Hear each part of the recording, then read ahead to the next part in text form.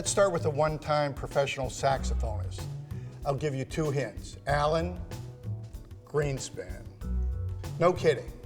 Alan even attended Juilliard, dropping out to go on tour for a year before going to college and eventually becoming arguably the most well-known economist in the country, maybe in the world. Whether he continued to play the sax or the clarinet as the chairman of the Federal Reserve, I don't know. But for 20 years and 4 presidents, he essentially set monetary policy for this country. That in turn influenced the mortgage lending rates that steered the housing industry.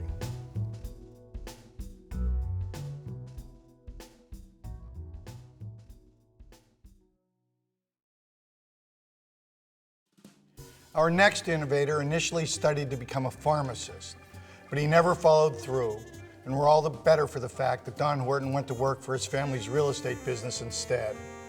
His focus, then and now, was about selling homes, not necessarily building them, a key distinction that in the early 1970s was far ahead of its time. While building his first house as his own business owner, or so the story goes, a potential buyer asked to add a bay window, which Don accommodated for a $250 upcharge. From that point, he created a system that allowed flexibility in design and specifications to be profitable. It's a model that almost every successful builder now follows, regardless of volume.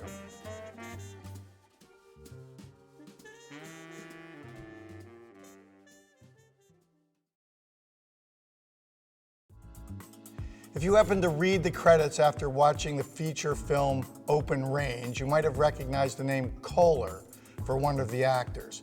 If you made the connection to the plumbing company, you may have thought Herb Kohler was a black sheep of the family, outcast to Holly wooden bit parts to make ends meet. Hardly.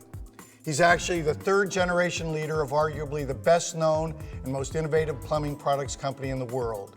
Kohler Company is not only a world leader in kitchen and bath products, marketed under several brands, it also manufactures power systems and engines and operates a furniture division. It's rare that a building products company can resonate with both pros and consumers, but Kohler does it.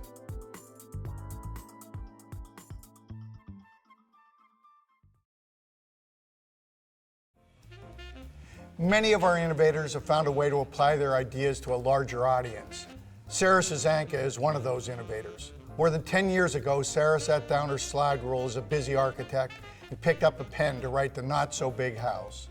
The effect of that book, and others that have followed, is nothing short of a sea change.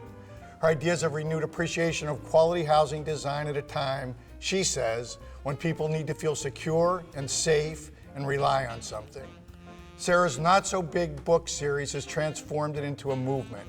Her website, for instance, features a directory of professionals that adhere to the not so big concept and practices, enabling homeowners to seek them out and reap the benefits of that lifestyle.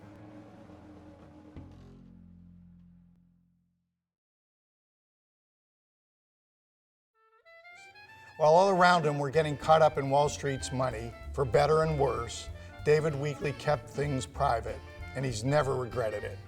For David, the profit, of which there is ample financially, is really about creating a great organization. His personal purpose, to serve each customer's needs, to enhance their lives, is in perfect alignment, he says, with the company's.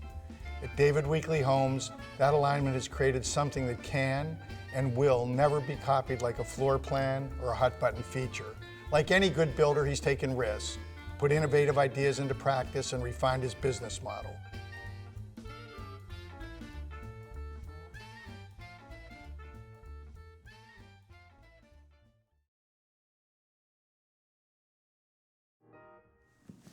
Jim Pugash was one of my heroes, really, and he was a close friend and a colleague. From a strictly business perspective, Jim pioneered real estate finance by tapping into pension funds for moderately priced housing. Not an easy trick in the early 1990s, for sure. He opened Hearthstone and quickly made it into the largest institutional equity investor to residential projects in the United States. The company, which still thrives even after his death from cancer in 2006, has committed more than $11 billion to 100,000 homes across the country. Boy, that's certainly an enviable legacy. It was Jim's commitment to philanthropy and bringing awareness to it among his peers that really set him apart. Jim founded and chaired the Home Building Community Foundation, a non-profit organization promoting charitable giving by members of the housing industry.